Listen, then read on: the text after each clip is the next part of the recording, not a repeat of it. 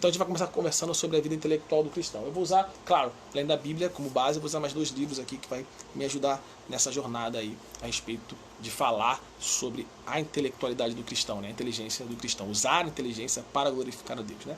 O primeiro livro é esse aqui, né? A Apologética para Tempos, para Questões Difíceis da Vida, do William Lane Craig.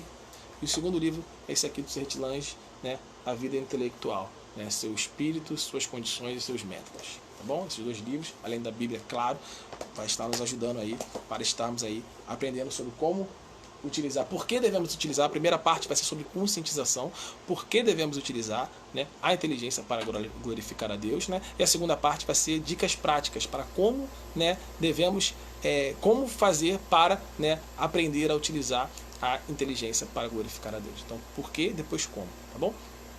Não vou me comprometer aqui de ser uma série sequencial, tá? Porque, enfim, né, nesses últimos dias, né, a vida tá meio doida, né? Às vezes acontece algum imprevisto, aparece alguma coisa interessante aí para estar falando, né? Aí eu vou ter que interromper a série. Então não vou me comprometer necessariamente toda semana eu vou estar falando sobre isso. Às vezes eu posso achar que está muito maçante também, posso estar trazendo um assunto diferente, enfim.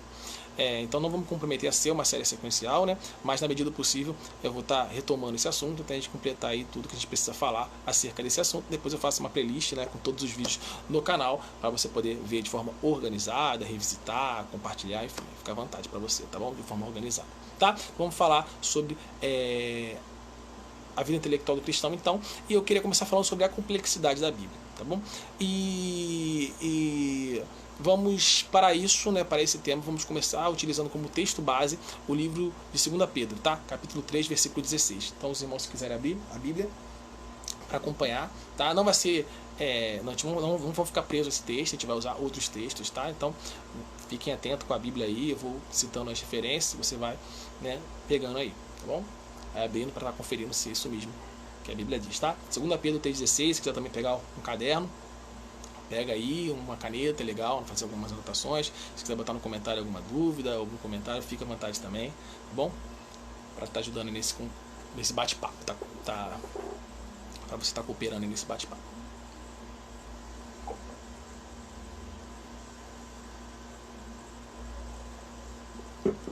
Então, 2 Pedro 3,16 vai dizer: falando disto, como em todas as suas epístolas, entre as quais há pontos difíceis de entender, que os indoutos e inconstantes torcem, e igualmente as outras escrituras, para sua própria perdição.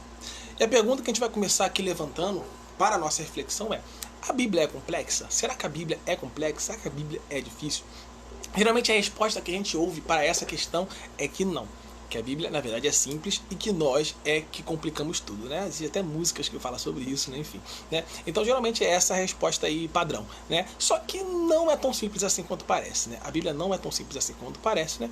E a própria Bíblia diz isso, não sou eu que estou falando, a própria Bíblia diz isso. Aqui nesse texto que a gente trabalhou, o próprio apóstolo Pedro está dizendo aqui, nesse versículo, que há pontos difíceis de entender nas Escrituras Sagradas.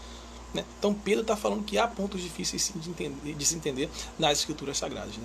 Por isso que, se você me acompanha, né, nas atividades da Igreja Batista Central, aqui no Duque de Caxias, ou se você me acompanha aí no canal no YouTube, você verá que vai ter algumas reflexões, algumas pregações, algumas exposições da palavra que faço, que são mais simples. Em contrapartida, vai ter exposições, reflexões, pregações da palavra que acaba sendo um pouco mais complexo, um pouco mais difíceis. Claro que a gente tenta, né, na medida do possível, né, tornar sim a pregação, a exposição o mais acessível possível. Né? A gente tenta, né, tornar a exposição acessível, né? Mas não dá para fugir da complexidade de alguns textos.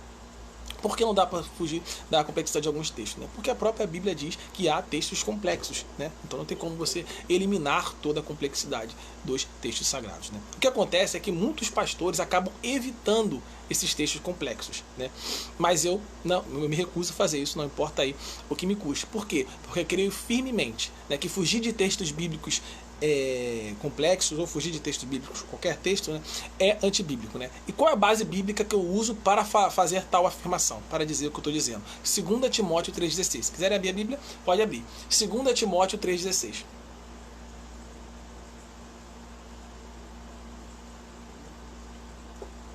Segundo Timóteo 3,16 vai dizer assim, ó: toda escritura Toda a Escritura é divinamente inspirada e proveitosa para ensinar, para redarguir, para corrigir, para instruir em justiça. Ou seja, se toda a Escritura é divinamente inspirada, é proveitosa para ensinar, é proveitosa para redarguir, para corrigir, para instruir em justiça, devemos pregar o que então?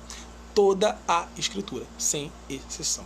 Por isso que eu sou contra igrejas, né, que só prega sermão temático, né, não prega sermões expositivos. Inclusive, né, o Mark Dever, né, que é um grande aí, teólogo, né, especializado em eclesiologia, né, que escreveu os livros As 9 Marcas de uma Igreja Saudável. Tem ele aqui, só que ele está aqui embaixo, então é difícil de pegar, senão até pegaria para mostrar para vocês.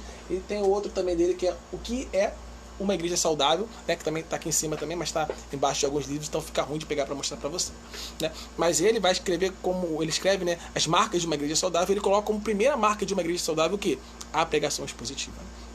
Por quê? Porque devemos pregar toda a Escritura. E geralmente no sermão temático, né, não se acontece isso, né? Não pregamos aí os textos aí de forma sequencial, pegando todos os versículos, né? Enfim, né? Mas então não é o que acontece em muitas igrejas, né? A maioria das igrejas, né, infelizmente, né, não prega, né, a maioria dos pastores, enfim, não pregam a Escritura de forma expositiva, né? Não buscam pregar toda a Escritura, não, né? Eles muitas vezes, né, pegam textos mais simples somente, né? Fogem de textos mais complicados, né? E um exemplo disso, né, é que com certeza, se você parar para pensar, né, pensa comigo só, né? Se não tem textos da Bíblia que você nunca viu um sermão sequer sobre esse assunto, né? Enquanto, baseado nesse texto, né? Enquanto você vai ver incontáveis sermões a respeito de alguns textos específicos, né? Alguns textos mais clichês, né? Mais populares, né? Enfim, né? Isso revela aí que existem textos aí que estão sendo ocultados, né? Que não estão sendo trabalhados, né? Que as pessoas, né, os pastores, enfim, estão fugindo de ensinar, né? E isso, como a gente viu, né, se toda a Escritura é proveitosa, né, para ensinar, né, toda a Escritura deve ser ensinada, né? Claro que eu entendo, né, em contrapartida de tudo que eu falei, né, eu entendo que sim, existem alguns textos que são mais difíceis, que precisa sim ser trabalhado para um público-alvo adequado, né? Por quê? Né? Porque existem alguns pré-requisitos, né? Por exemplo, às vezes precisa de um conhecimento teológico, né, mais robusto, né? Precisa às vezes ser crente, né? Crer em Deus, crer em Cristo ressurreto, né? Ser convertido, né?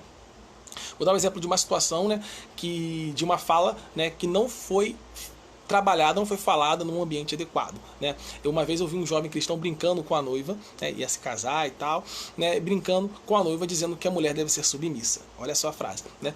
E o problema é que ele estava, né, em rede nacional, eu não sei se era em rede nacional, mas era na televisão, né? E os repórteres, né, as pessoas, né, que não são cristãs, ficou, né, abismado com aquela frase, ficou escandalizado com aquele tipo de frase, né?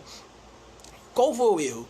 O erro foi trabalhar esse tipo de ensinamento, né, sem um entendimento prévio de várias coisas, né, que cria uma resistência, isso acaba criando uma resistência, né, ao cristianismo ao invés de nos aproximar, né. Esse tipo de ensinamento sobre o relacionamento, sobre a questão dessa submissão, né, ela precisa ser trabalhada, né, no contexto escriturístico, ou seja, existem o termo submissão nas escrituras tem um sentido um pouco diferente, né, do que tem hoje em dia. Hoje em dia se criou um peso pejorativo, né, na palavra, um sentido pejorativo, né, muito forte, né, que não é o sentido das escrituras sagradas. Então ele precisa ser trabalhado de forma específica, né, dentro do contexto com pessoas cristãs, né, que conhecem já que já são convertidas, né, que são submissas às escrituras sagradas, né, à palavra de Deus, né, enfim, são submissas a Deus, né, e para então se entender esse tipo de doutrina, né, para se trabalhar esse tipo de ensinamento, né. Enfim, então existem ensinamentos sim que precisam ser trabalhados aí dentro do contexto eclesiástico, tá, específico, né.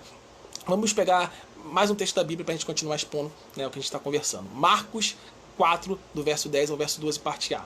Marcos, capítulo 4, do verso 10 ao verso 12, parte A. Podem abrir.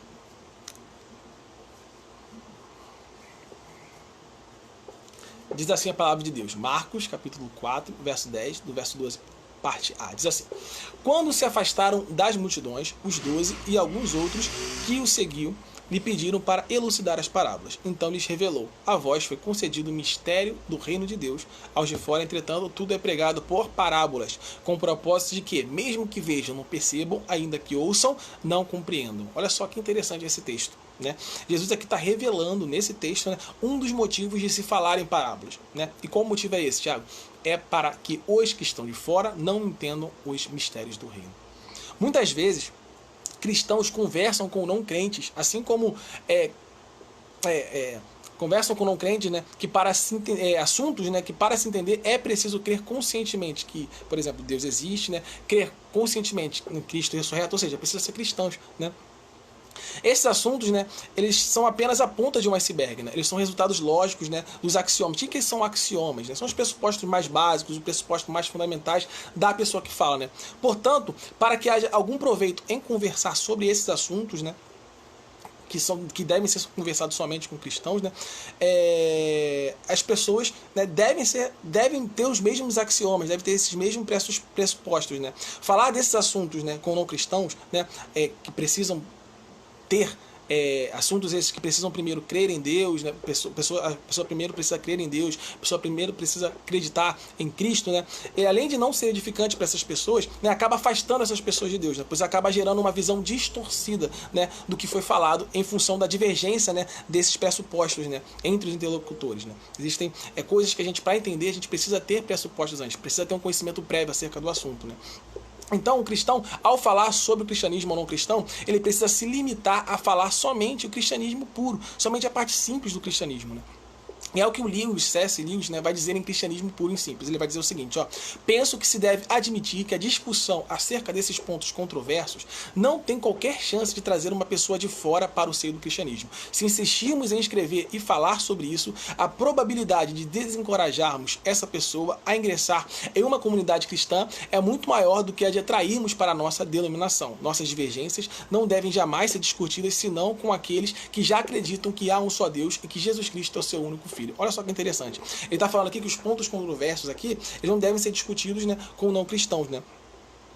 Inclusive, né, aí é uma coisa interessante para a gente pensar, existir pontos controversos, né, existir divergências entre interpretações, né, entre pessoas verdadeiramente piedosas em Cristo, é mais uma evidência, na verdade, que a Bíblia não é tão simples assim, né, que há complexidade na Bíblia, né. E por causa disso tudo que a gente trabalhou até agora, né, há pastores, né, que não concordam muito, né, com a transmissão para a internet de todos os cultos e todos os estudos, né. E eu concordo com esses pastores nessa visão. Eu não estou dizendo que não devemos transmitir cultos e estudos ao público. Não, é uma ferramenta que, inclusive, está sendo muito útil para nós nos reunirmos, para nós estar fazendo nosso culto coletivo, né? A igreja, né, está podendo estar junto, né, nesse momento difícil, né? E é uma ferramenta importantíssima para a gente transmitir a palavra de Deus, né? Propagar a palavra de Deus, né? Mas existem sim estudos, né? Existem sim palavras que precisam ser ensinadas para a igreja em específico. Né? Existem sim, né? E a própria Bíblia ensina isso, né? Então, não acredito que tudo que a gente faz, todos os estudos devem ser para o público, né? Primeiro, tem muitos estudos que precisam ser específicos para a igreja, né? Agora, o fato de existirem textos complexos, né, e alguns textos, né, difíceis, né, terem que ser trabalhados para um público-alvo específico, não significa que esse tipo de conteúdo só deve ser ensinado para pastores ou seminaristas, que é um caminho que alguma galera toma aí que eu também não acho correto, né? Por exemplo, a teologia. Tem muita gente que acha que teologia é só para pastores, teologia é só para seminaristas, né? E não, definitivamente não, né? Até porque, se a teologia é conhecimento acerca de Deus e conhecer a Deus é fundamental para cultuarmos a Ele da forma mais adequada possível, então todos nós precisamos desse conhecimento, todos nós precisamos de teologia. Inclusive, eu desconfio fortemente de igrejas que não ensinam teologia aos seus membros. Por quê? Porque não dá conhecimento aos membros, né? Os membros acabam ficando à mercê, né, do que o pastor fala, né? Do que o pastor fala. Enquanto, na verdade, né, os membros devem ficar à mercê do que a Bíblia fala, né? Ela deve submeter a Bíblia, né? O pastor deve ser somente o mensageiro, né? Então, né, quando o líder não dá conhecimento ao povo, a gente precisa desconfiar, porque não dar conhecimento é a melhor forma de um líder manipular o seu povo, né? Nós devemos desconfiar de igrejas que não ensinam teologias, né? O líder precisa passar conhecimento, né, para que a igreja possa criticar o líder a partir das escrituras sagradas, né? A partir de um conhecimento robusto acerca de quem Deus é, né? Então, né, outra aplicação disso que eu acabei de falar é que a teologia também, né, tem muita gente que fala assim, a teologia não deve ser ensinada porque para a igreja, né? Mas a verdade é que uma teologia que não pode ser ensinada para a igreja é, na verdade, uma teologia inútil, né? Se é que a gente pode chamar isso de teologia, né? Porque a teologia ela deve servir para nos aproximar de Deus, né? Deve servir para levar a igreja mais próximo de Deus, né? Então a teologia ela tem que ser trabalhada na igreja, né? Não existe teologia, né, que não pode ser ensinada na igreja. Se existe, é uma teologia inútil, né? Então a gente volta à pergunta inicial. A Bíblia é complexa? Né? E a resposta que eu quero começar a dar, né, é que a porta de entrada para o cristianismo ela pode ser simples. Né? Ou seja, é a crença, né, de que somos pecadores, né, e por isso somos incapazes de obter a salvação por nossos próprios méritos. Né? Então Deus, em seu infinito amor, Deus, em sua infinita misericórdia, enviou seu Filho para cumprir a lei e se entregar em nosso favor, né, na cruz do Calvário. Né? Mas após a conversão, nós começamos a estudar a revelação divina a fim de quê? A fim de adquirir a cosmovisão cristã, a forma de ver a vida cristã e conhecer quem Deus é. E essa busca, ela, obviamente, ela é infinita e, claro, também, inevitavelmente, há complexidade nela. Né? Não poderia ser diferente, né? E a gente vai ver por que isso, né? Na verdade, a gente deveria enxergar beleza na complexidade da Bíblia e eu vou te dar 3 motivos para isso. Né? Primeiro, porque a complexidade da Bíblia, né? A parte complexa da Bíblia, ela nos humilha, né? Ela nos mostra o quanto somos ignorantes, o quanto não sabemos de nada, né? Um cristão que percebe e se maravilha com a complexidade da Bíblia jamais se tornará aquele crente arrogante que acha que sabe tudo por ter muitos anos de convertido, por exemplo, né? Muito pelo contrário. Quanto mais ele sabe, mais ele percebe que nada sabe, né? Parafraseando em nosso filósofo Sócrates. Né? Segundo motivo para que nós nos maravilhemos, né, com a complexidade, né, é que a complexidade ela revela verdades escriturísticas. Né? A Bíblia era tão complexa que ela jamais poderia ter sido escrita por mãos humanas. Né? Por isso, ela é a palavra de Deus. Ela é a palavra de Deus inerrante, ela é a palavra de Deus infalível. Né? Pois sem a inspiração sobrenatural de Deus, ela jamais poderia ter sido escrita. Né? E terceiro, né, se a revelação natural de Deus ela é extremamente complexa, de tal forma que existem infindáveis cursos universitários, existem infindáveis pós-graduações, tudo isso para entender a vida, né? E ainda assim não conseguimos entendê-la completamente. Ainda que você passe toda a sua vida apenas estudando sobre a revelação geral de Deus, você jamais chegaria ao conhecimento pleno dela. O universo é extremamente complexo. E se o universo é extremamente complexo, quanto mais quem o criou. Se a revelação geral de Deus é complexa, quanto mais a revelação especial. Então a gente trabalhou 3 pontos do porquê nós deveremos enxergar a beleza da complexidade. Por quê? Primeiro, ela nos humilha. Segundo, porque ela revela verdades escriturísticas. E terceiro, porque se a revelação geral de Deus ela já é complexa, imagine a revelação especial de Deus. Se o universo é complexo, imagine o seu Criador. Né? Então que a gente passe aí a glorificar a Deus na complexidade e essa complexidade nos estimule a buscar mais conhecimento acerca de quem Deus é. E qual é a consequência de haver complexidade na Bíblia? A consequência é que nós devemos nos intelectualizarmos. Nós devemos passar a adorar a Deus também com o nosso intelecto. Nós devemos adorar a Deus também com nossa inteligência. Né? É isso que vai dizer em Mateus 22:37. Olha só o que vai dizer em Mateus 22:37. Se os irmãos quiserem ler a Bíblia, pode ficar à vontade. Mateus 22:37. Vai dizer assim a palavra de Deus, ó. Asseverou-lhe Jesus, amarás o Senhor teu Deus de todo o teu coração, de toda a tua alma e com toda a tua inteligência. Olha só que interessante. Deus nos deu inteligência para adorarmos a Ele com ela. Muitas vezes nós cometemos um erro por acharmos que a Bíblia é simples e também por sabermos que é o Espírito Santo que ilumina, né, para o bom entendimento dela, né? E qual erro é esse? Né? Achar que não precisamos de inteligência para estudar as Escrituras. Né? Precisamos sim de inteligência. A verdade é que precisamos sim de um bom raciocínio lógico, precisamos sim de um domínio da linguagem, precisamos sim conhecer regras de interpretação. E por que isso? Da mesma forma que comumente, né, quando estamos doentes, Deus nos cura através da medicina, comumente o Espírito Santo utiliza, né, do nosso intelecto para iluminar as Escrituras Sagradas. Né? Ou seja, né, não é porque a gente entende que Deus cura, né, que a gente é contra a medicina, né, que a gente é contra a enfermagem, que a gente é contra a ciência, que a gente é contra os médicos. Não. Quando estamos doentes, a gente vai para onde? A gente vai para o médico. Né? Quando a gente apoia a ciência, a gente apoia a medicina, dizem cristãos, médicos, enfim, porque a gente entende o quê? Que Deus se utiliza da medicina, se utiliza da ciência para curar. Da mesma forma, né, nós não devemos ser anti-intelectuais, muito pelo contrário, né? Nós devemos entender que a inteligência, a intelectualidade é um instrumento de Deus, é uma ferramenta do Espírito Santo para iluminar as Escrituras Sagradas. né? E você vai ver, né, com certeza você já viu situações, né, como essa, né, já saiu até na televisão, não gosto de citar nomes e tudo mais, né, mas você com certeza já viu situações, vai lembrar de situações assim, onde pessoas, né, ensinam coisas terríveis, né, tem atitudes terríveis baseadas em uma leitura errada das escrituras sagradas. Eu não estou falando de uma interpretação equivocada no sentido de essas divergências denominacionais, né, de denominação. Não estou falando disso. Estou falando de erros de leitura mesmo. A pessoa não sabe ler um acento, não sabe respeitar uma vírgula, não sabe respeitar um ponto. Aí leu de forma equivocada e ensinou uma coisa terrível, né? Quantas vezes a gente não vê coisas assim, né?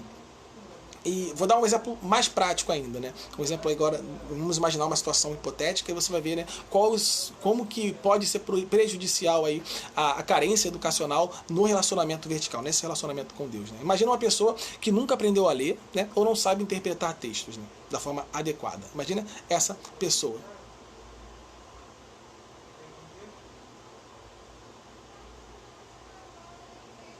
Irmão, a Bíblia foi atualizada porque se põe palavras que não entendemos porque não se simplifica, eu uso o dicionário para entender. Isso aí. Existem ferramentas, né, como dicionário, como comentários bíblicos, né? Existem livros sobre a Bíblia para facilitar o entendimento das escrituras sagradas, né? A gente cria traduções para facilitar o entendimento da Bíblia também. Isso tudo é para facilitar realmente, né?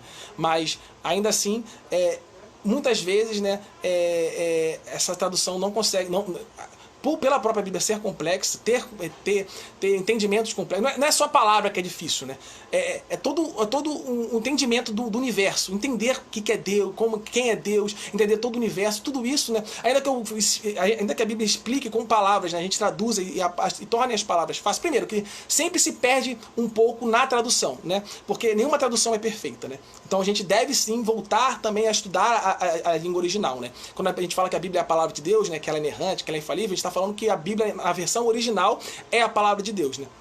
Então, então, mesmo que a gente pegue essa tradução, né, o certo é a gente pegar essa tradução, mas também estar estudando os originais. Já isso já torna a coisa um pouco mais difícil, né? Mas, ainda que a gente consiga colocar palavras fáceis, né, não é só ter palavras fáceis, mas entender o universo, né, entender o universo, ainda que seja com palavras fáceis, entender o universo, entender a cosmovisão, entender como que isso se aplica na vida, tudo isso não é tão simples assim, né? Por isso que precisamos nos humilhar, né? Por isso que precisamos do Espírito Santo, né? Ainda mais que nós temos o pecado original habitando em nós, né? Isso limita a nossa visão, né? Por isso que somos incapazes de enxergar a vida plenamente como Deus quer. E por isso que também precisamos da igreja local, né? Para que um ajude o outro a enxergar a vida mais próxima de como Deus quer, né? Vamos para um exemplo prático, né, como estava trabalhando, né? Imagina uma pessoa que nunca aprendeu a ler ou não sabe interpretar textos, né? Como ela poderia estudar a Bíblia, né? Tá vendo que ela teria dificuldade de ler a Bíblia, de estudar a Bíblia? Ela teria dificuldade, né? Ainda que ela possa ler, ouvir algum áudio e tudo mais, ela teria dificuldade de estudar a Bíblia, né? E se ela tem dificuldade de estudar a Bíblia, como ela poderia ser como os bereanos, verificando se tudo que lhe é dito corresponde à palavra de Deus, né? Ou seja, a carência educacional ela pode prejudicar sim o relacionamento vertical. A verdade é que a intelectualidade, buscarmos aí uma boa educação, é um chamado comum a todos, né? Não necessariamente, não estou dizendo que todo mundo precisa virar pastor, todo mundo precisa virar um escritor, todo mundo precisa virar um professor, todo mundo precisa virar um palestrante, não estou dizendo isso, né? Mas pelo menos todo mundo deve saber interpretar corretamente as escrituras sagradas, todo mundo deve saber, todos os cristãos, né, claro, deve saber examinar os sermões que chegam a você, todos os cristãos devem saber explicar de forma clara a mensagem da cruz, todos os cristãos devem saber responder às dúvidas dos incrédulos, né? Então, esse é um papel de todos nós cristãos, né?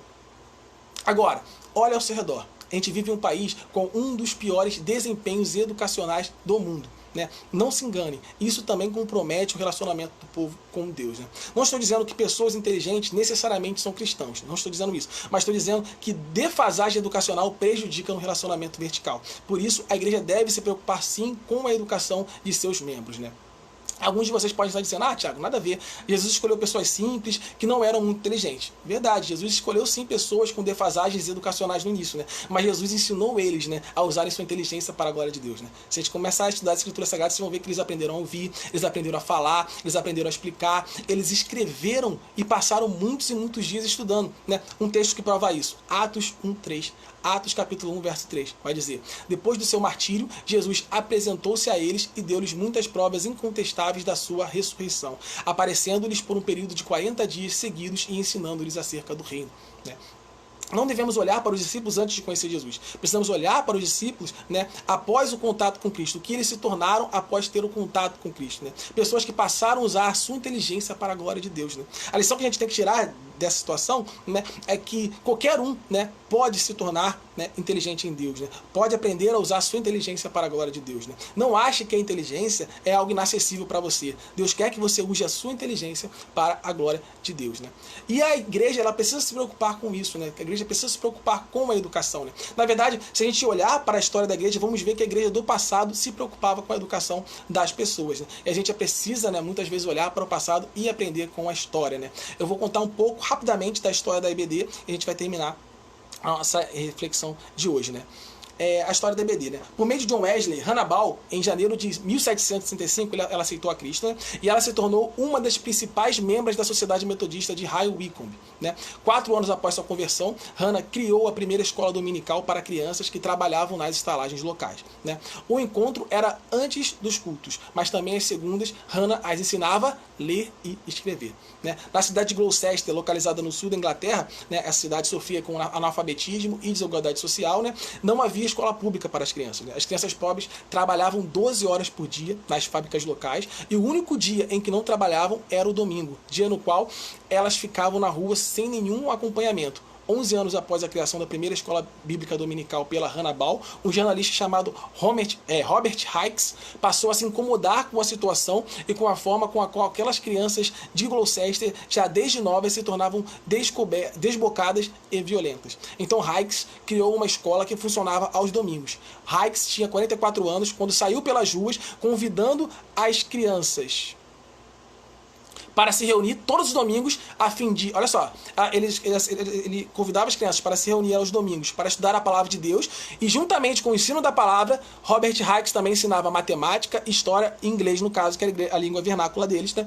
Mas no nosso caso seria português. Né? Olha só que interessante. Né? Então, na história da igreja, na história da IBD, a gente viu que a igreja se preocupava, né, com a educação como um todo, porque entendia que a educação ela pode sim comprometer aí o relacionamento vertical. E uma boa educação ajuda no relacionamento vertical. Então a igreja precisa se preocupar com a situação do país, precisa se preocupar com a situação dos seus membros com relação à educação. Né? Então a igreja de hoje precisa olhar para trás, olhar para a história e aprender com a história, né? E voltar a se preocupar com a educação. Assim como nós também devemos buscar nos intelectualizarmos, né? Para podermos então adorar a Deus com nossa inteligência. Aprender a usar a nossa inteligência para a glória de Deus. Né? Não podemos nos acomodar. Precisamos sim, né, estudar a sério as escrituras sagradas, né? Olhando os originais, né? Lendo livros de teologia, né? Conhecendo aí mais a fundo as escrituras sagradas, quem Jesus Cristo é, enfim, a história da igreja, para que a gente possa, sim, saber interpretar corretamente a escritura, ser como os bereanos, sabendo examinar o conteúdo, né, teológico, o conteúdo escriturístico que tem chegado até nós, que a gente possa propagar o evangelho, tirar as dúvidas dos incrédulos, explicar de forma clara o cristianismo. Isso é o papel de todos nós, não só de pastores, não só de seminaristas. Né? Então, precisamos sim, né, de buscar usar a nossa inteligência para a glória de Deus. Né?